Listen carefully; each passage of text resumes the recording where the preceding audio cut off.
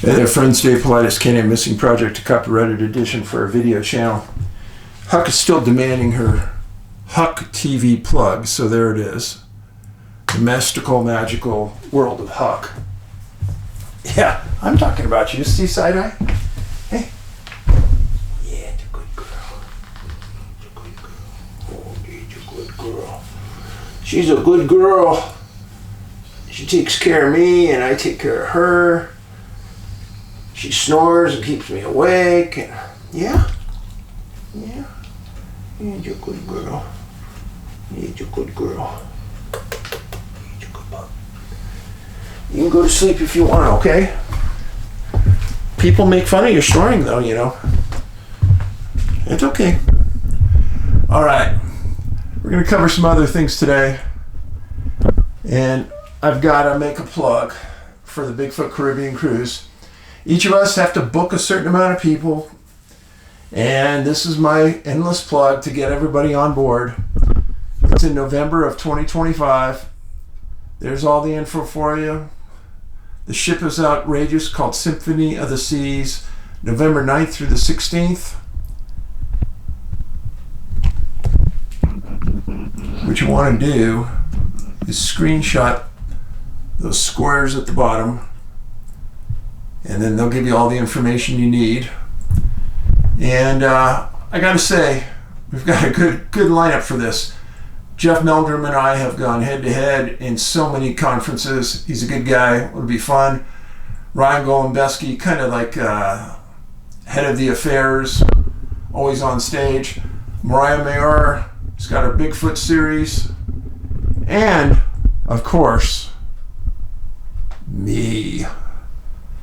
So hopefully you'll be able to come to the cruise, and it is honestly a good deal.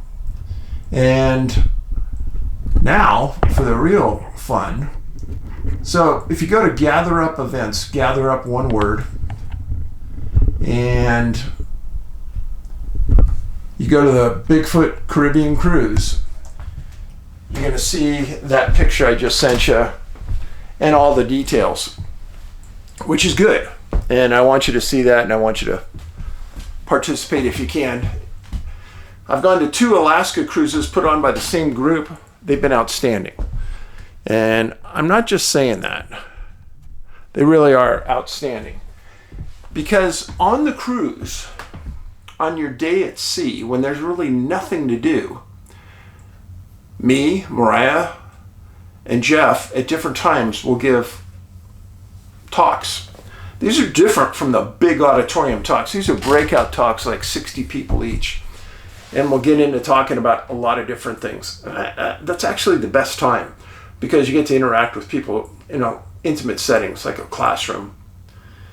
And then we'll host dinners every night. You can sign up to have dinner with us. And then we'll be doing some excursions. The best excursion that I'm doing on this cruise is actually the day before the cruise. Everybody will fly in a day early. We'll tell you which hotel to meet at, or that we're staying at. Meet there in the morning, and then we're going to go to Coral Castle.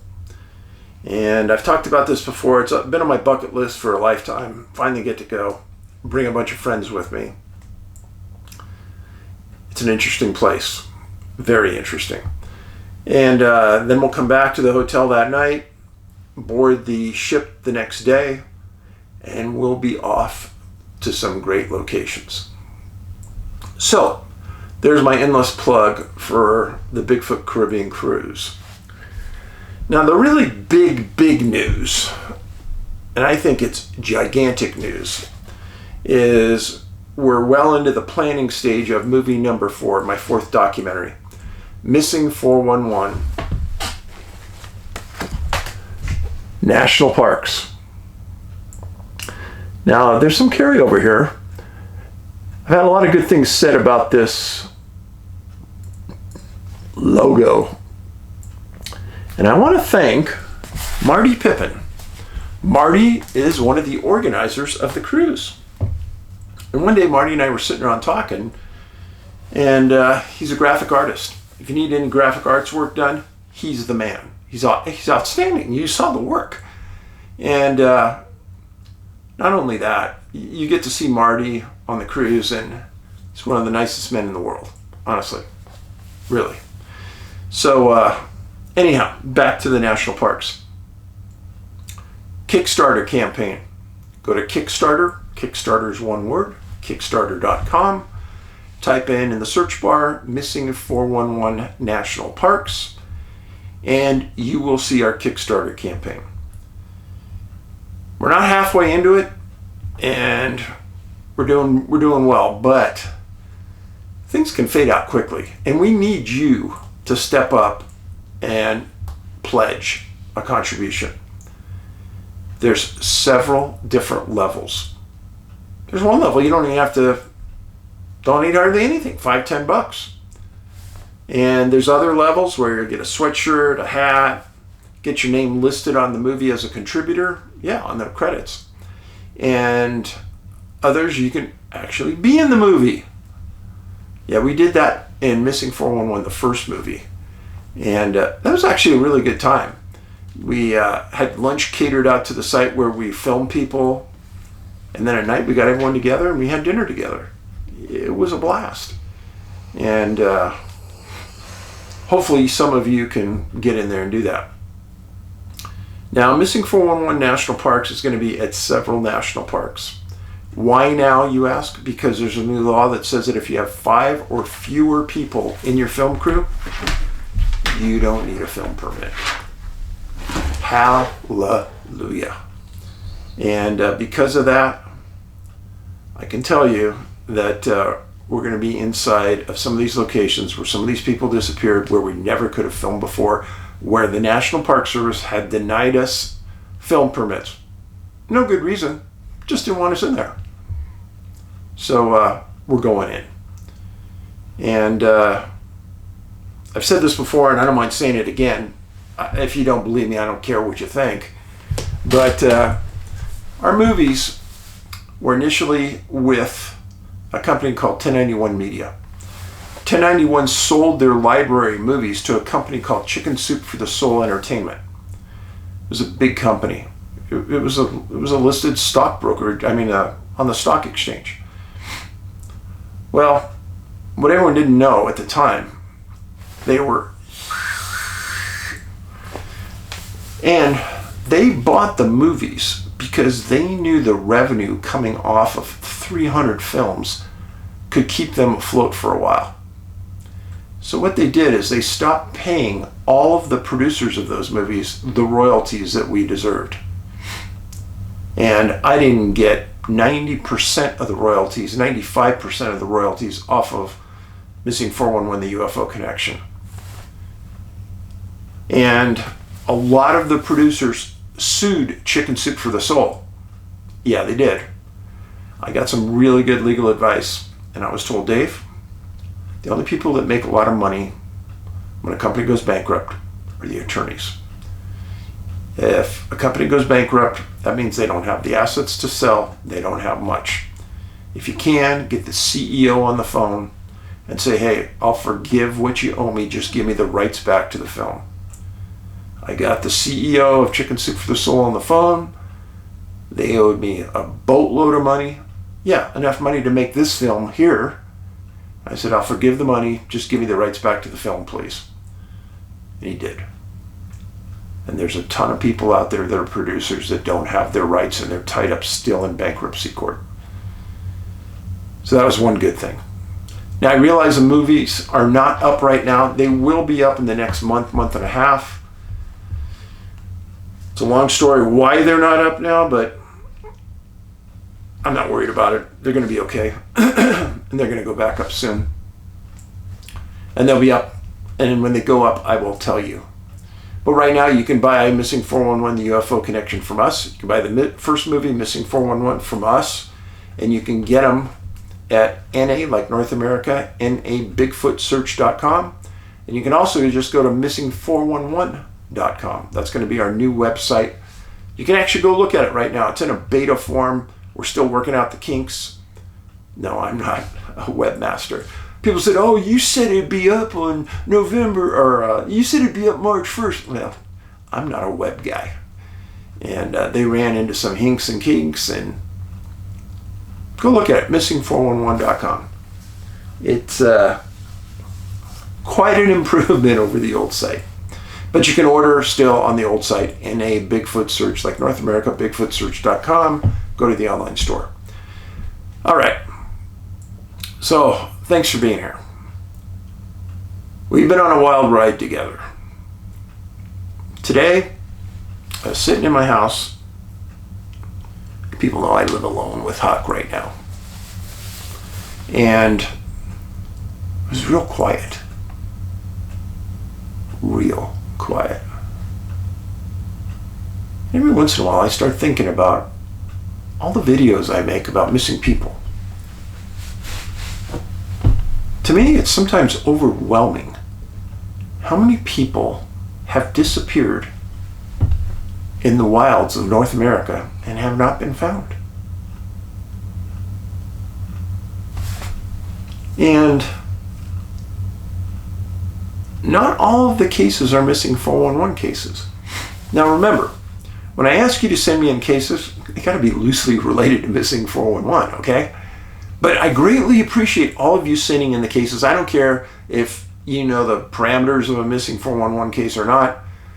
There's an unusual case of somebody disappearing in the wilderness at a park, send it to us. Yeah, I'm interested.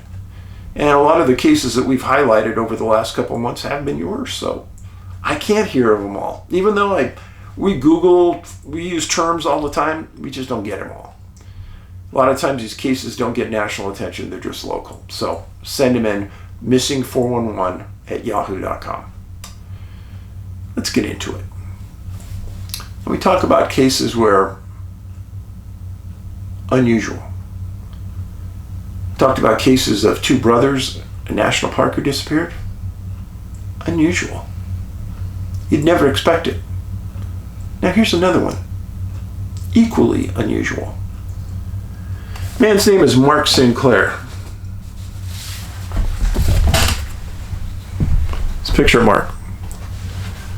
Missing July 8th, 2019, 66 years old. And he's missing from my backyard, Glacier National Park. Now friends, I'm just not saying this because I live here. I've been in, I think, 90% of the national parks in the US. And truthfully, Glacier can take your breath away. It's that beautiful. To me, it's more impressive than even Yosemite and Yellowstone. But if you're going to come to Montana, you might as well knock out Yellowstone when you're coming and do them both, Yellowstone and Glacier. So Mark disappeared here at Glacier, July 8th, 2019. He lived, I could almost throw a rock into the town, Whitefish, Montana.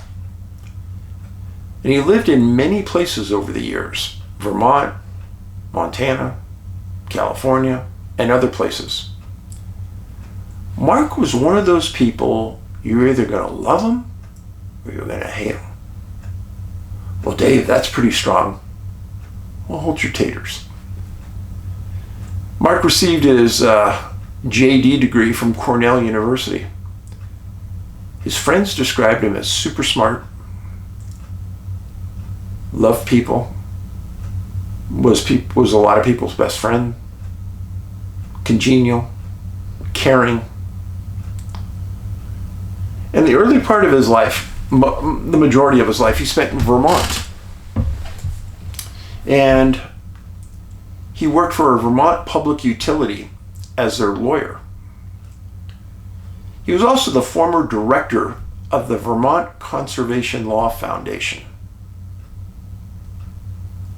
He was also the executive director of the Clean Energy Alliance. Kind of getting a theme here.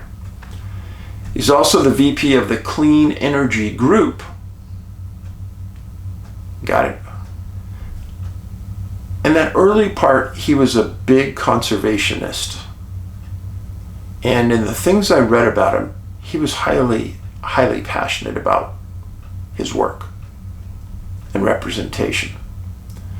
And then later in life, things seemed to change for him. He went from being that lawyer in the courtroom, pushing conservation, pushing that special interest side, to being in the outdoors, to loving the outdoors. In 2015 to 2016, he was a park ranger at Mesa Verde National Park. Hey, wait a minute. I was at Mesa Verde right about 2017. That's pretty weird. We just might have missed each other just a little bit. That's right, because part of my movie was about a man, Dale Staling, who disappeared at Mesa Verde. 2018, he was a park ranger at Rocky Mountain National Park for a season, 7 months. Well, that's pretty interesting, because I was in Colorado living there then and going to Rocky Mountain National Park all the time. Might have passed each other.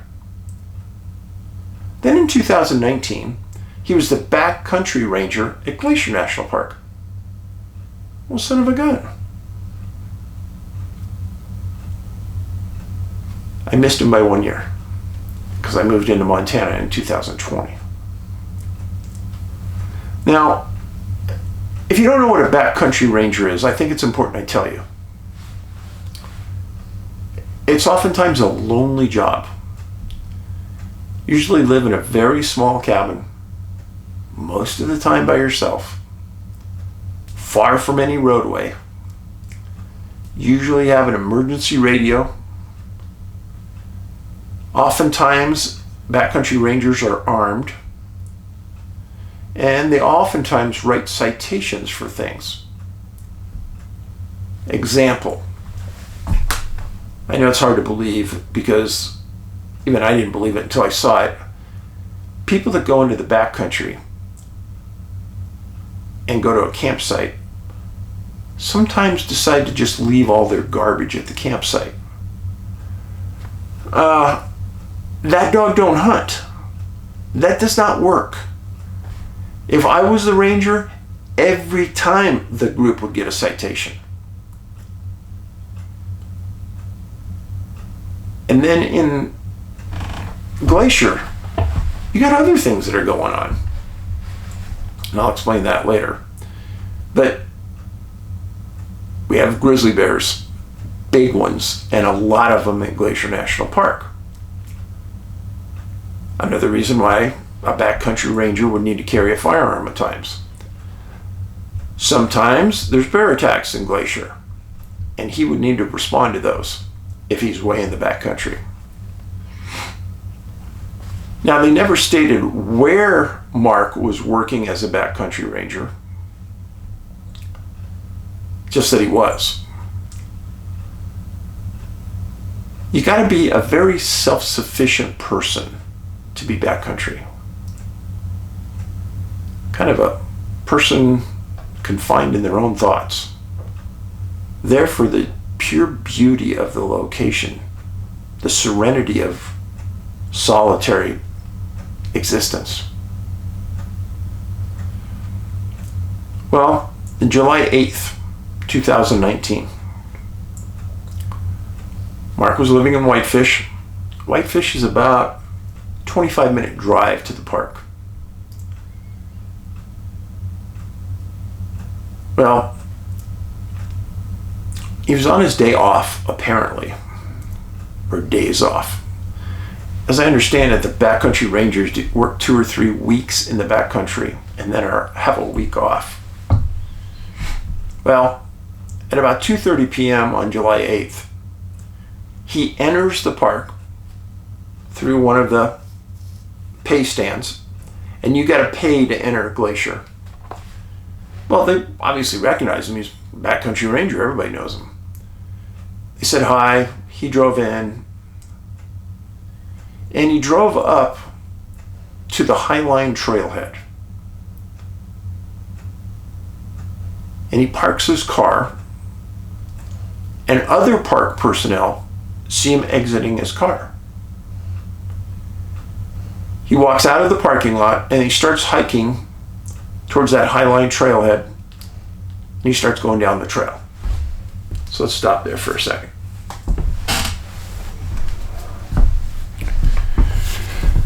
This is the east side of the park over here. And St. Mary's Falls, going to the Sun Mountain. Going to the Sun Road comes up this area over here. And the Highline Trailhead starts here and it goes way over here. It goes through some absolutely pristinely gorgeous areas. Well, he parked his car and he took off on a hike. And he parked it in a large parking lot. Other people saw him. And nobody really thought much about it, other than a couple things. So first of all, everyone thinks, oh, you know, you're in Montana, it's the summer. It must be really cold there. No. Let me clarify for you, absolutely. We had some 100-degree weather days last year. And yeah, it's cooler up higher, but it's still hot. So a couple of other employees recognize him, see him walk away, and didn't think much about it at that point. But at about 5 p.m., several hikers confirmed seeing Mark on the trail, on the Highline Trail between Haystack Butte and the Granite Park Chalet. That was the last confirmed sighting anyone ever had.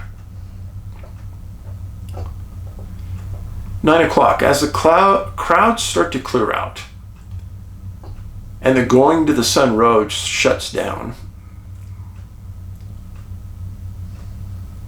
rangers noticed that his car was left in the parking lot. Not normal. In fact, I think it's illegal to park in that lot overnight. Not sure. The rangers go over and check on the car. They confirm it's Mark's. And they're stunned to see in the car is his dog. Well, the dog had been there for several hours. Doors are unlocked. Rangers get the dog out, feed him some water. He's okay. And they found the keys in the car.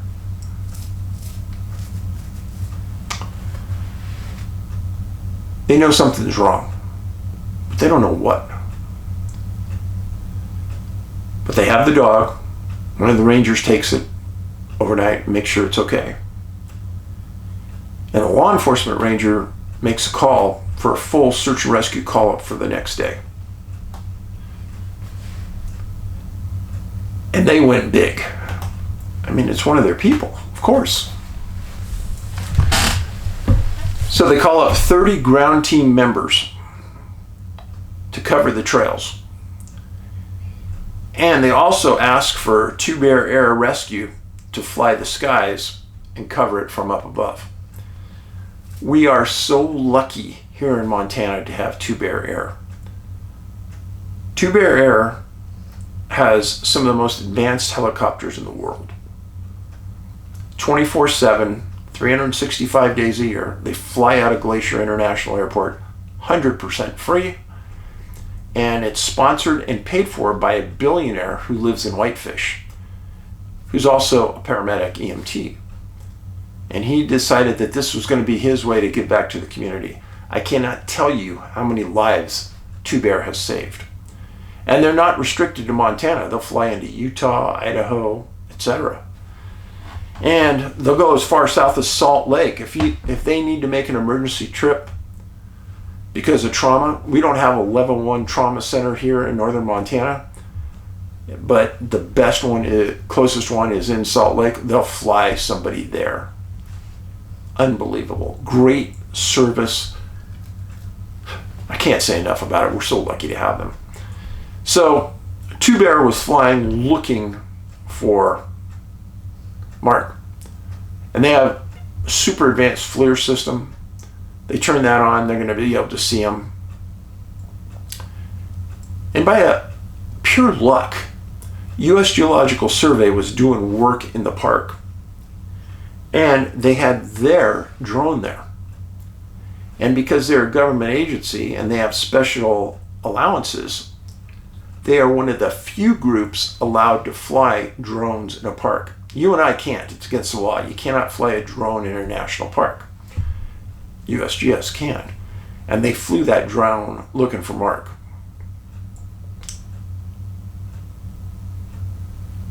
I've said this before. I'll clarify this. Glacier offers unique challenges that many parks do not.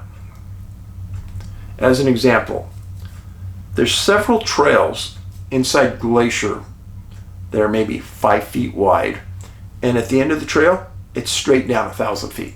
Yeah, I'm not kidding. That's the way the trail is. Famous story, Jack Hanna. You know Jungle Jack on TV? He's with his family. Family had a house in Bigfoot, so he used to come up here all the time. And he and his family are on one of these trails, and they're walking around the corner of the trail, and when they go around the corner, you can't see around the corner, they go around the trail, here's a 500-pound grizzly bear looking at them as they come around the corner. There's no place to go. There's no place to go. Jack said that they hung themselves against the wall, the bear went by him, and kept going. Whoa. Oh, thank God the bear didn't want to tangle that day. But that's Glacier. There's a lot of grizzly bears. Not all of them are friendly. Not all of them want to come and let you pet them. Friends, bears are not your friend in the outdoors. You be very careful. Everybody in Glacier carries at least one canister. Most everybody I know carries 2 canisters of bear spray. July 13th. Search is still going on for Mark. 30, 40 people on the ground, helicopter in the air, drones flying, everyone's looking. Guess what? 2 bear goes up right away, and what do they see? Right on the trail where they're looking? A grizzly bear. Notify the Park Service. The Park Service closes that area of the park because they don't want conflict. You think, Dave, I think you're being overly dramatic. Oh, really? Well, here's an assignment for you. It's on YouTube. Famous documentary called Night of the Grizzly.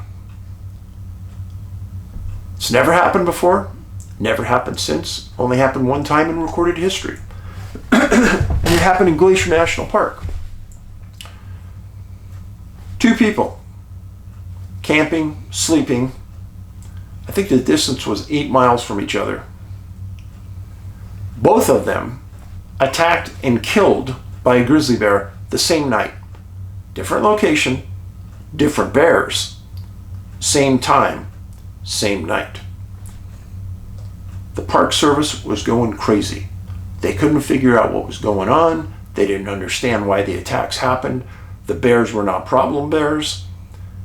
The people were in tents. The bears took down the tents and went in and got the people. It's a phenomenal story. Night of the Grizzly. Watch it on YouTube for free. Well, eventually, July 19th, the Park Service decides that they're going to terminate the search. They'll keep the posters up. They'll keep looking intermittently. Mark Sinclair was never found. A lot of confusing things about this. Again, Mark wasn't smart. He was super smart. He wasn't dedicated. He was super dedicated. And later in life, he loved the outdoors as much as I did. So what happened here? There's a lot of conjecture, very few facts. Very few. But the unusual part to me is that he wasn't found. It's weird. Very weird. All right. Case number 2. This is a missing hunter. His name was Lonny Waren. 18 years old, missing October 30th, 1972, in Calumet, Minnesota, near Panaca Lake. Again, an area I've been in several times because this is an area north of where Ben went to hockey camp every summer. In many of those years when he was young, I'd go up and I'd want to watch, just make sure everything's okay. As he got older, he went on his own, but I love that area of Minnesota. The northern part, real thick, real lush, lots of strangeness. Well, this northern area that I'm going to tell you about, here's Grand Rapids, Minnesota, and here's Calumet. And this young man lived in Pengilly, only about 4 miles from here to here, very close. And look at all the lakes. You know, Minnesota, the land of the lakes, 10,000 of them. I think there's way more than that. Once you go up there and you see, they're everywhere. And it's beautiful, but I'm going to tell you something. If you're going to be up there in the summer, you better have mosquito repellent. And I'm not kidding you. There's only one place on earth I've seen more mosquitoes in Minnesota, and that is the Yukon Territory. That's for another day. So the area where Lonny went hunting, very swampy, lots of water, lots of lakes, great hunting, not a lot of people. Now that northern Minnesota area, tons of UFOs, Bigfoot, strangeness off the chart. Now Lonny was a senior at Greenway High School in Coleraine, Minnesota. And on October 30th, came home from school, and he and his buddies had made plans that they were going to go hunting for a little bit, and he was going to set up his deer stand for the hunting season that was going to open on November 1st. So he left his home in Pengilly, drove 4 miles to Calumet, and then he met his two friends, Arvid Oquist, 19, and Richard Myram, 20, and they all lived in Pengilly. Guys drove over a short distance on a road right to the place they wanted to be. The area they were hunting was in a very wide area, but it was surrounded by roads. And they were going to hunt the area, a place called Panaca Lake, for partridge. After a while of the guys going out there together, Lonny told him after about an hour he was going to branch off and set up his deer stand that he had already brought out there. Now Lonny and his friends arrived in an area bordered by roads. The guys hunted together. Lonny had a shotgun. The hunting wasn't too good that day. Didn't see anything.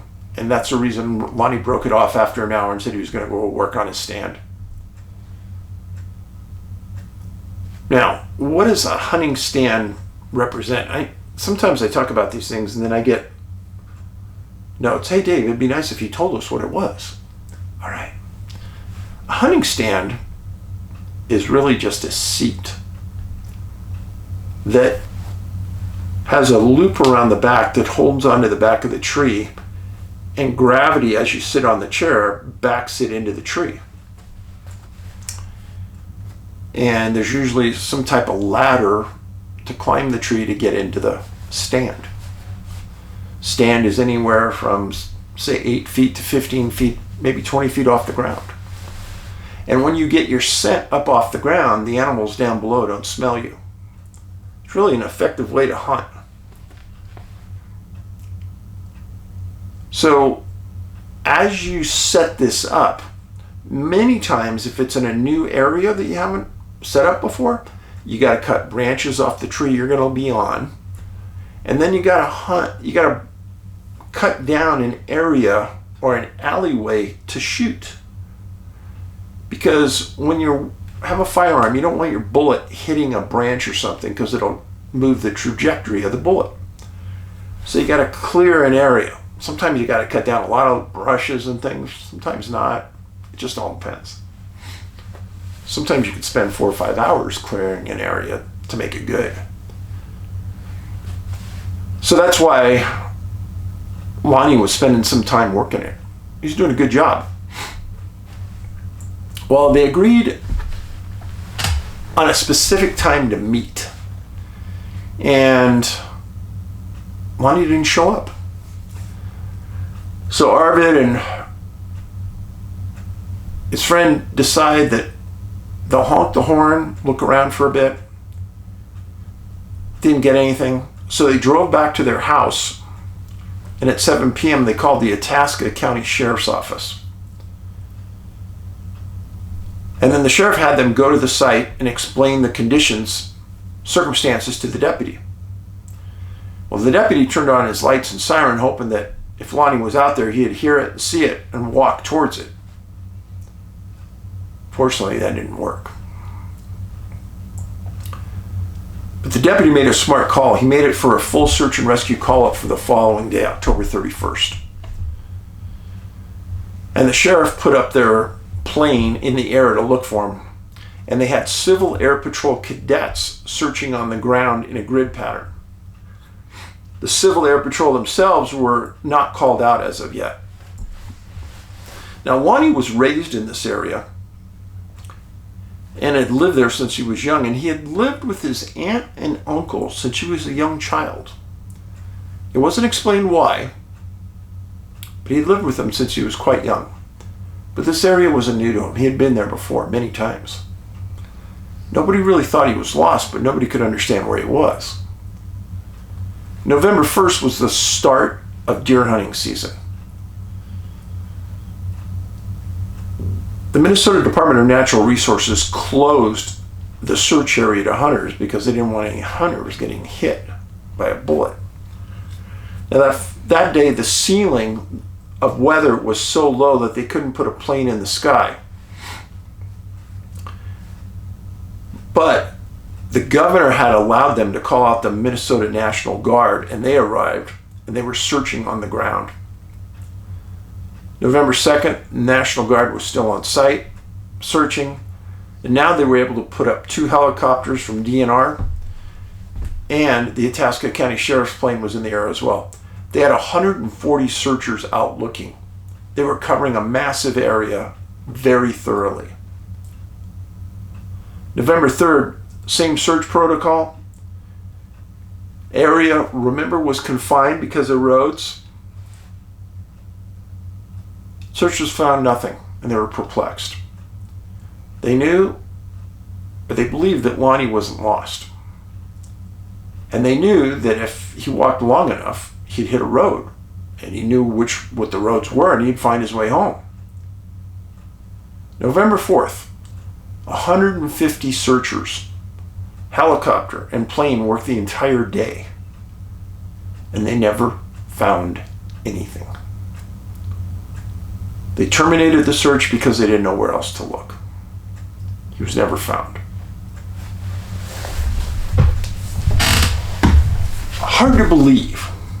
When I looked at this, I don't get it. And the only thing I come back to is missing 411, the UFO connection. And why is that? Because when I was up there in northern Minnesota, I went and contacted several UFO and Bigfoot people up there, talked to them. All of them said, tons of UFO sightings up here, Dave. Tons. Well, I thought I'd look a few up for you. Now, this is where the boys lived. Pengilly, Minnesota. April 6th, 2014. Small sphere, white with green and red blinking lights, stationary for long periods, and then moves really fast. Very small, white with glowing, blinking red and green lights. It's over our small snowball lake. It was at one end of the lake, it looking very different than a star, as it has these blinking lights, kind of the size of Mars in the sky. It was sitting still, and then it moved to the other end of our lake really fast. Now it is sitting in the sky, still blinking, but not moving or making any noise. Very strange. So if something can move from one end of the lake to the other really fast, not a star, not a satellite, and it's not making any sound, yeah, suspicious. So Grand Rapids, about 20 miles away.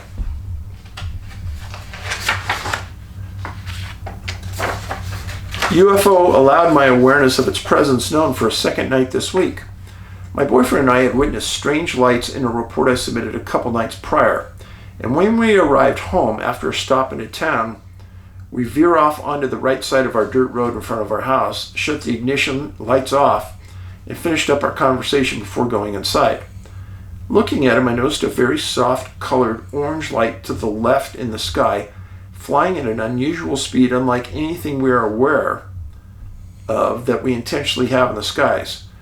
Quickly, without moving for fear that it will notice, I did notice it, and I tell my boyfriend, please look.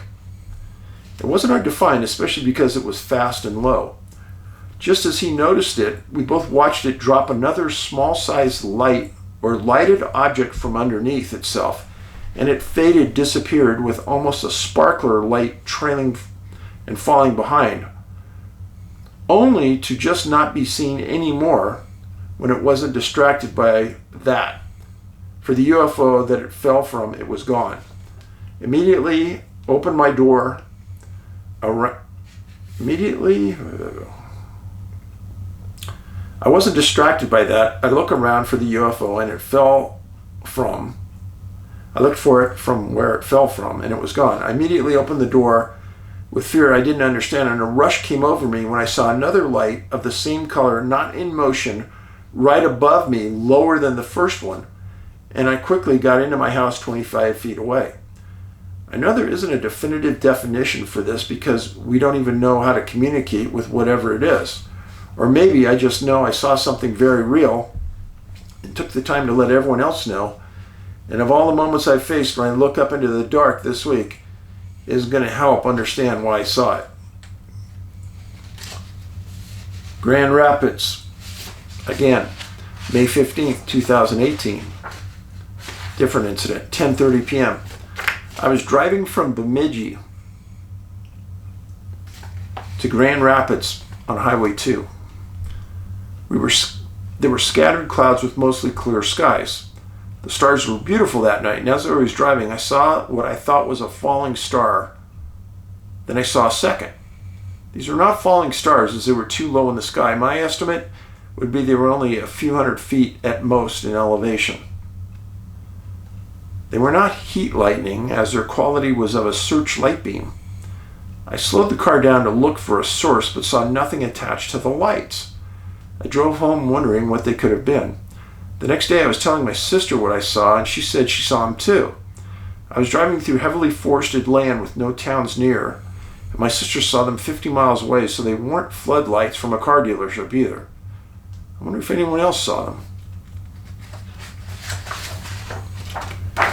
I have friends that think I'm cuckoo, but that's okay, because I talk and I look in the sky all the time. I look in the sky in the day, look in the sky at night. I'm always looking. If you don't look, you'll never see what's there. And I get people all the time saying, well, I've never seen any strange tracks in the ground. Well, do you go near creeks and streams and soft soil and look for them? Probably not. You got to go to the areas where they exist. Huck here, I don't know if you heard her, but she was snoring pretty good. I think she's very comfortable around you villagers because you're so friendly with your comments. She likes to come and sit on my lap while I read to her your comments on the videos. She's very intrigued. She also likes the comments about other dogs watching her.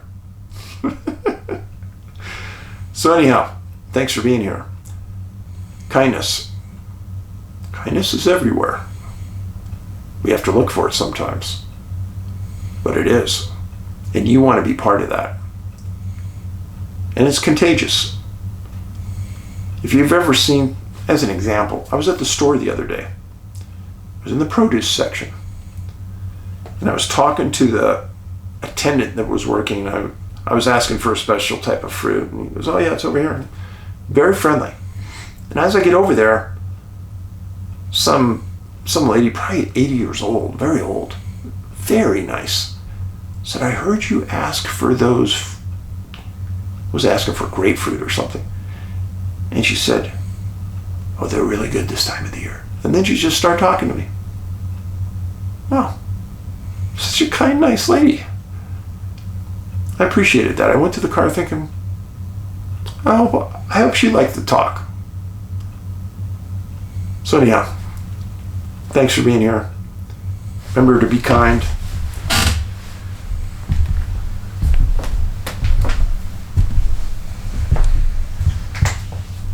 I'll give you a look here.